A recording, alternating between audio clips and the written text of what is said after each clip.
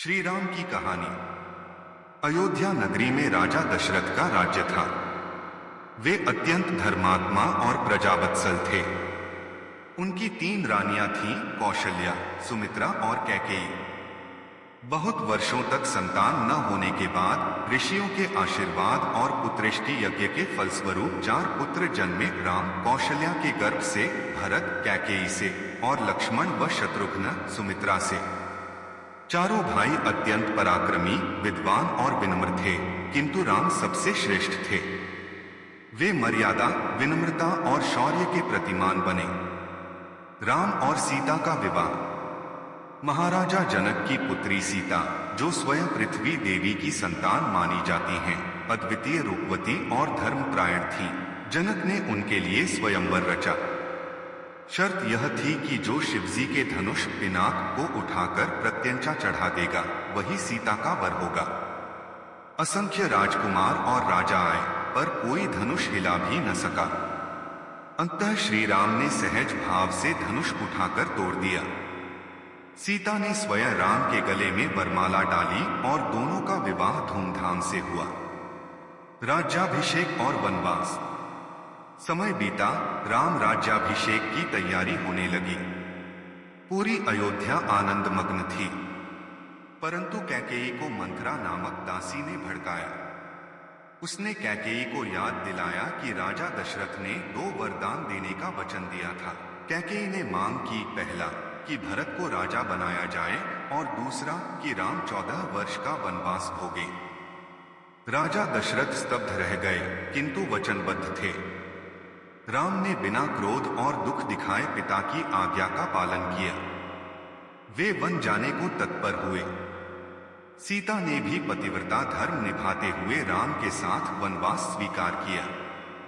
लक्ष्मण ने भी भ्रातृ सेवा हेतु संग जाना निश्चित किया। तीनों साधारण वेश में वन की ओर निकल पड़े। राजा दशरथ राम वियोग सह न सके और प्राण त्याग दिए।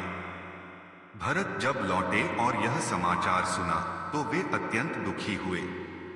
उन्होंने राम को राज सिंहासन लौटाने हेतु वन में जाने का निश्चय किया, किंतु राम ने धर्म और पिता की आज्ञा का पालन करते हुए राजगद्दी ठुकरा दी। तब भरत ने राम की खड़ाऊ लेकर सिंहासन पर रखी और स्वयं राम के प्रतिनिधि के रूप में शासन करने लगे। वनवास के प्रसंग। राम, सीता और लक्ष्मण वन वन विचरते हुए ऋषिमुनियों की रक्षा करते और राक्षसों का संहार करते रहे। वनवास के दौरान कई महत्वपूर्ण घटनाएं हुई। शूर्पणखा प्रसंग। लंका के राक्षस राज रावण की बहन शूर्पणखा ने राम को आकर्षित करने का प्रयास किया। असफल होने पर उसने सीता पर आक्रमण करना चाहा। लक्ष्मण ने उसका नाक कान काट दिया। सीता हरण। शूर्पणखा ने अपमान का बदला लेने के लिए रावण को उकसाया। रावण ने स्वर्णमृग का छल रचा। मृग को पकड़ने राम दूर चले गए और लक्ष्मण भी सीता की रक्षा छोड़कर गए। तभी रावण सन्यासी के वेश में आया और सीता का हरण कर लंका ले गया। हनुमान और राम सेतु। सीता की खोज में राम की भेंट वानरराज सुग्रीव और हनुमान से हुई। हनुमान राम के परम भक्त बन गए। उनकी सहायता से राम ने वानरों की सेना जुटाई। हनुमान लंका पहुंचे, अशोक वाटिका में सीता को ढूंढा और उन्हें राम का संदेश दिया। रावण की लंका जलाकर वे लौटे। फिर वानरों और नलनील की सहायता से समुद्र पर पत्थरों का सेतु, राम सेतु बनाया गया और सेना लंका पहुंची। लंका युद्ध। राम और रावण के बीच भयंकर युद्ध हुआ। रावण के अनेक योद्धा मेघनाद, इंद्रजीत, कुंभकर्ण आदि मारे गए। अंततः राम ने रावण का वध किया। इस प्रकार धर्म की विजय और अधर्म का नाश हुआ। राम ने सीता को मुक्त कराया, परंतु अग्नि परीक्षा द्वारा उनकी पवित्रता प्रमाणित हुई। अयोध्या वापसी और राज्याभिषेक। वनवास की 14 वर्ष की अवधि पूर्ण होने पर राम, सीता और लक्ष्मण अयोध्या लौटे। पूरा नगर दीपों से जगमगा उठा। इसीलिए इसे दीपावली पर्व के रूप में मनाया जाता है। भरत ने बड़े हर्ष से राम को राजसिंहासन सौंपा। राम का राज्याभिषेक हुआ और रामराज्य की स्थापना हुई। रामराज्य में प्रजा सुखी, निरोगी और समृद्ध थी। सब ओर शांति और न्याय था। राम सदैव धर्म और मर्यादा के मार्ग पर चलते रहे। वे केवल एक आदर्श पुत्र ही नहीं, बल्कि आदर्श भाई, पति, राजा और पुरुषोत्तम कहलाए। समापन। श्री राम की कथा केवल एक राजा की गाथा नहीं, बल्कि धर्म, सत्य, मर्यादा और आदर्शों की शिक्षा है। उनका जीवन संदेश देता है कि विपरीत परिस्थितियों में भी हमें धर्म का पालन करना चाहिए और सत्य के मार्ग से विचलित नहीं होना चाहिए। इसीलिए उन्हें मर्यादा पुरुषोत्तम कहा जाता है। अब मैं आपको हनुमान जी की संपूर्ण कथा विस्तार से सुनाता हूं। हनुमान लीला। जन्म और वरदान। हनुमान जी का जन्म त्रेतायुग में वानर राज केसरी और माता अंजनी के घर हुआ। वे भगवान शिव के अंशावतार माने जाते हैं। कथा है कि अंजनी ने कठोर तपस्या की थी। प्रसन्न होकर शिवजी ने उन्हें पुत्र रूप में अवतरित होने का वर दिया। वहीं पवनदेव ने भी अपनी शक्ति अंजनी के गर्भ में प्रवाहित की, इसलिए हनुमान जी को पवन पुत्र कहा जाता है। जन्म लेते ही हनुमान बाल्यावस्था से ही असाधारण शक्तियों के धनी थे। एक दिन उन्होंने आकाश में उदित होते हुए सूर्य को लाल फल समझकर निगलना चाहा। वे आकाश में उछल पड़े और सूर्य को पकड़ा। इससे देवताओं में हाहाकार मच गया। इंद्र ने वज्र से प्रहार किया, जिससे हनुमान मूर्छित हो गए। पवनदेव अपने पुत्र पर हुए इस अन्याय से क्रोधित होकर समस्त जगत में वायु प्रवाह रोक दिए। देवताओं का जीवन संकट में पड़ गया। तब सभी देवता पवनदेव को शांत करने पहुंचे और हनुमान को अनेक वरदान दिए। ब्रह्मा जी ने कहा कि कोई भी शस्त्र हनुमान को नष्ट नहीं कर सकेगा। विष्णु ने असीम बल और बुद्धि प्रदान की। शिवजी ने अमरता और अपने अंश का आशीर्वाद दिया। इंद्र ने कहा कि उनका वज्र अब हनुमान को कोई हानि नहीं पहुंचाएगा। इन वरदानों से हनुमान और भी महान हो गए। बाल लीलाएं और शान। हनुमान बचपन में अत्यंत चंचल और खेल खेल में ऋषियों मुनियों को परेशान करते रहते थे। कभी उनकी पूजा सामग्री छीन लेते, कभी साधना में बाधा डालते।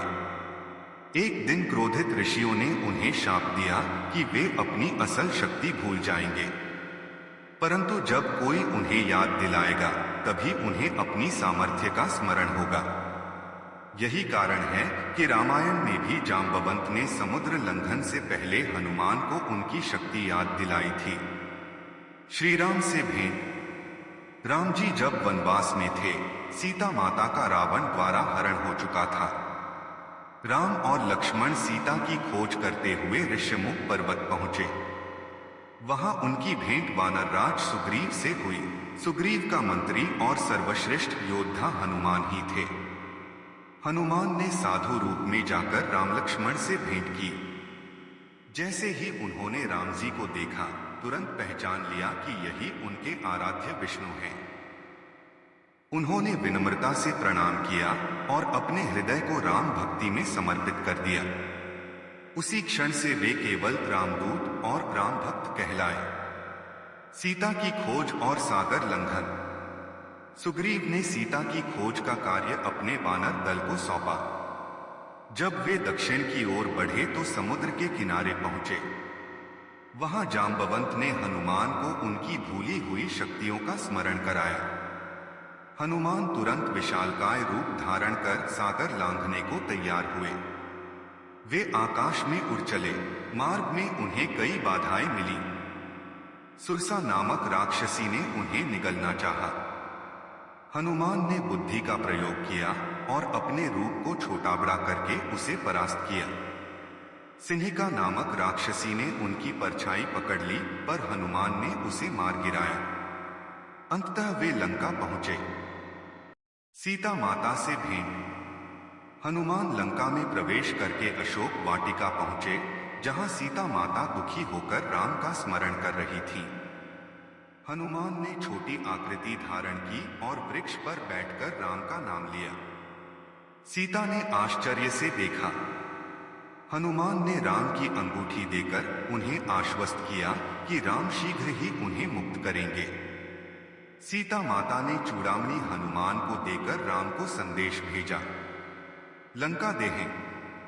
हनुमान ने जाते जाते रावण के दरबार में प्रवेश किया और उसे राम की चेतावनी दी। रावण ने क्रोधित होकर हनुमान की पूंछ में आग लगवा दी। हनुमान ने अपना आकार विशाल किया और पूरी लंका को जला डाला, पर सीता माता को सुरक्षित छोड़ा। युद्ध में पराक्रम। राम और रावण के युद्ध में हनुमान का योगदान अद्वितीय रहा। जब लक्ष्मण को इंद्रजीत ने शक्ति बाण से मूर्छित कर दिया, तब हनुमान संजीवनी बूटी लाने हिमालय पहुंचे। उन्हें पहचान न पाने पर पूरा पर्वत ही उठाकर ले आए और लक्ष्मण को जीवनदान मिला। उन्होंने असंख्य राक्षसों का वध किया और राम की सेना का उत्साह बनाए रखा। राम भक्ति और सेवा। युद्ध के बाद भी हनुमान सदैव राम जी की सेवा में रहे। राम के अयोध्या लौटने पर भी वे साथ रहे। एक बार सीता माता ने उन्हें एक सुंदर हार उपहार में दिया। हनुमान ने हर एक मणि तोड़कर देखा कि उसमें राम सीता का नाम अंकित है या नहीं। सबने आश्चर्य किया। तब हनुमान ने अपना वक्ष फाड़कर दिखाया, जिसमें राम और सीता का चित्र विद्यमान था। यह देखकर सभी भाव विभोर हो गए। चिरंजीवी हनुमान। राम जी ने हनुमान से प्रसन्न होकर वरदान दिया कि जब तक दुनिया में राम कथा कही जाएगी, तब तक हनुमान जीवित रहेंगे। वे हर भक्त के आह्वान पर तुरंत उपस्थित होते हैं। इसीलिए हनुमान को अजरमर और कलयुग के जागृत देवता कहा जाता है। हनुमान लीला से शिक्षा। हनुमान हमें सिखाते हैं कि सच्ची भक्ति और सेवा से ही ईश्वर प्रसन्न होते हैं। साहस, शक्ति और बुद्धि का सही उपयोग तभी है जब वह धर्म और सत्य की रक्षा में किया जाए। अहंकार का स्थान भक्ति में नहीं होता। हनुमान जी के बल की सीमा नहीं थी, फिर भी वे स्वयं को केवल रामदूत कहते थे। इस प्रकार हनुमान जी की लीलाएं केवल वीरता की कहानियां नहीं हैं, बल्कि भक्ति, निष्ठा और धर्म की अमर गाथा है। क्या आप चाहेंगे कि मैं इसे और भी रोचक शैली में कहानी की तरह संवादों और प्रसंगों के साथ लिख दूं, ताकि इसे पढ़ना बच्चों और बड़ों दोनों के लिए और आनंदमय हो जाए। लव कुश की कहानी। रामायण की कथा में श्री राम और माता सीता के पुत्र लव और कुश का जीवन बहुत ही अद्भुत और प्रेरणादायक माना जाता है। यह कथा मुख्यतः उत्तरकांड में वर्णित है। जन्म की कथा। लंका विजय के बाद जब श्री राम अयोध्या लौटे तो उनका राज्याभिषेक हुआ। कुछ समय तक अयोध्या में सुख शांति रही, परंतु प्रजा में सीता माता के वनवास के दौरान रावण की कैद में रहने को लेकर संदेह और चर्चा होने लगी। धर्मपालक राजा होने के नाते श्री राम ने कठोर निर्णय लेते हुए माता सीता को वाल्मीकि ऋषि के आश्रम में भेज दिया। सीता माता ने वाल्मीकि आश्रम में तपस्विनी जीवन अपनाया। वहीं पर उन्होंने जुड़वा पुत्रों को जन्म दिया, पहले लव और फिर कुश। दोनों बालक ऋषि वाल्मीकि के संरक्षण में बड़े हुए। ऋषि ने उन्हें वेद, शास्त्र, युद्धकला, धनुर्विद्या, संगीत और राम कथा का ज्ञान दिया। लव कुश का बाल्यकाल। लव और कुश अत्यंत तेजस्वी, पराक्रमी और विनम्र थे। वे धनुष चलाने में निपुण थे, साथ ही वीणा बजाने और राम कथा गाने में भी माहिर थे। उन्हें यह नहीं मालूम था कि वे स्वयं श्री राम के पुत्र हैं। सीता माता ने उन्हें केवल इतना बताया था कि उनके पिता एक महान राजा और धर्म रक्षक हैं। ऋषि वाल्मीकि ने अपने शिष्यों को रामायण का गान करना सिखाया। लव कुश जब मधुर स्वर में श्री राम की कथा गाते तो सुनने वाले मंत्रमुग्ध हो जाते। अश्वमेध यज्ञ और लव कुश। कुछ वर्षों बाद श्री राम ने अयोध्या में अश्वमेध यज्ञ करने का निश्चय किया।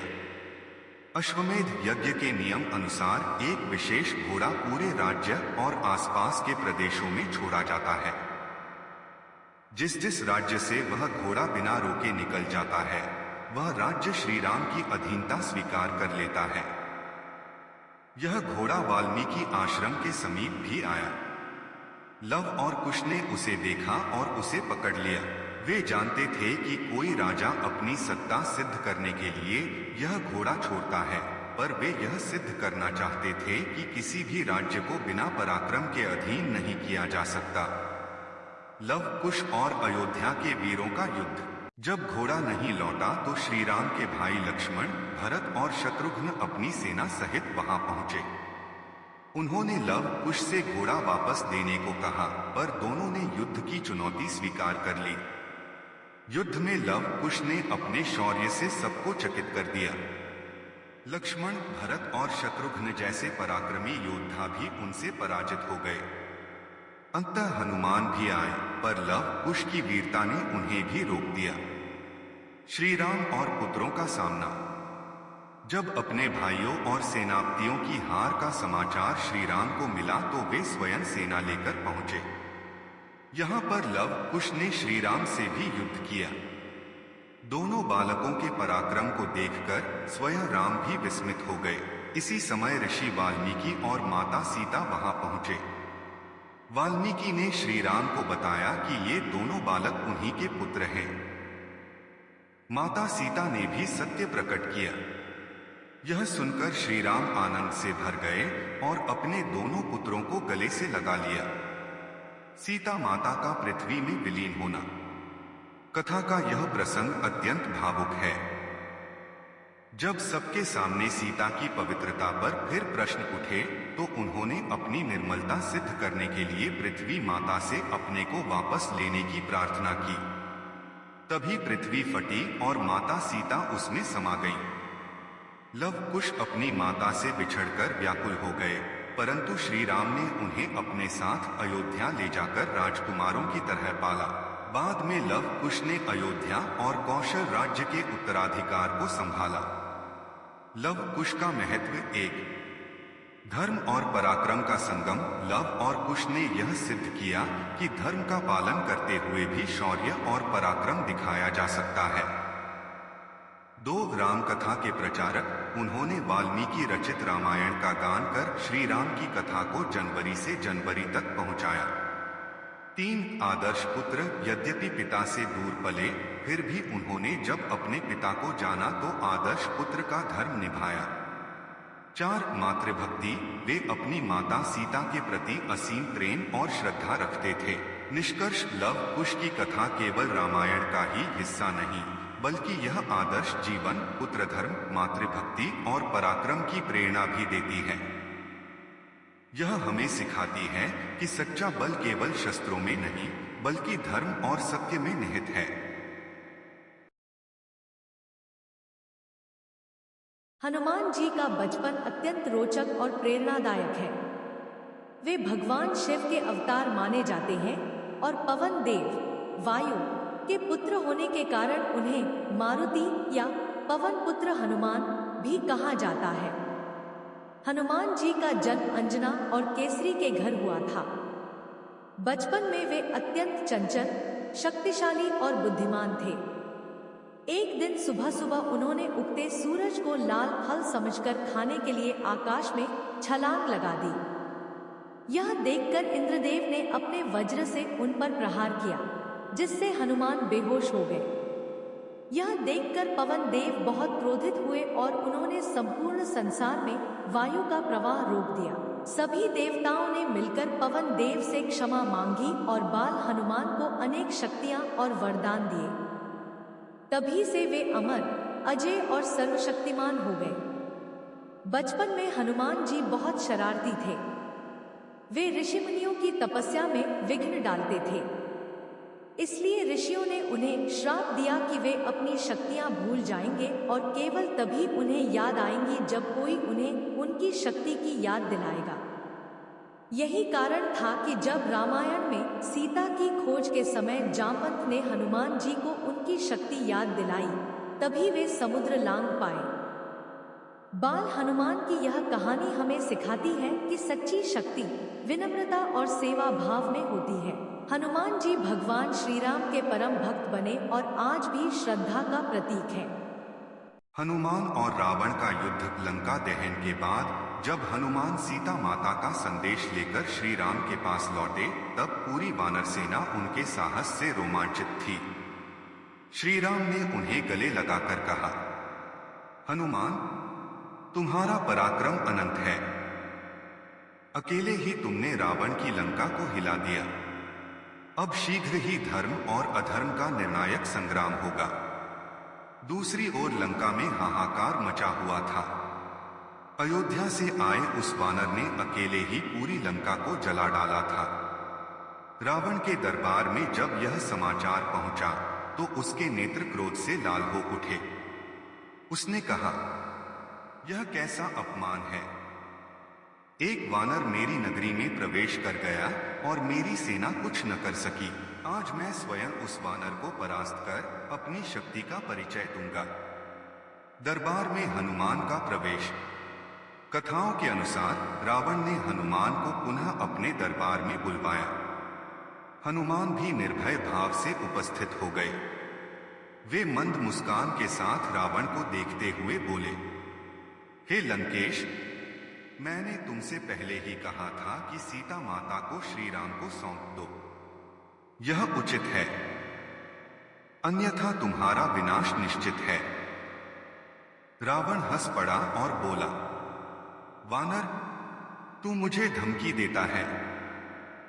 मैं त्रैलोक्य का विजेता हूं। मेरी भुजाओं की शक्ति के सामने देवता और दानव कांपते हैं। आज मैं तुझे दिखाता हूं कि रावण कौन है। हनुमान ने भी गर्जना की, रावण, तेरे अहंकार का अंत अब निकट है। यदि तू राम का विरोध करेगा तो तुझे अपने प्राणों से हाथ धोना पड़ेगा। युद्ध का आरंभ। रावण ने अपने विशाल रथ को मंगवाया। उस पर सोने की छतरी, सिंह के चिन्ह और अनेक ध्वज लगे थे।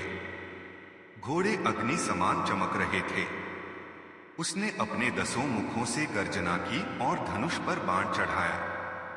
हनुमान ने अपने विराट स्वरूप को धारण किया। उनका शरीर पर्वत के समान विशाल हो गया। उन्होंने गदा उठाई और ऊंची आवाज में जय श्री राम का नारा लगाया। उनकी गर्जना से लंका की धरती कांप उठी। रावण ने अग्निबाण छोड़ा। वह बाण हनुमान को भस्म करने चला, किंतु हनुमान ने राम का नाम लेते ही उसे अपने मुंह में निगल लिया। रावण चकित रह गया। भीषण संग्राम। अब रावण ने वज्रबाण, नागपाश और शूलास्त्र चलाए।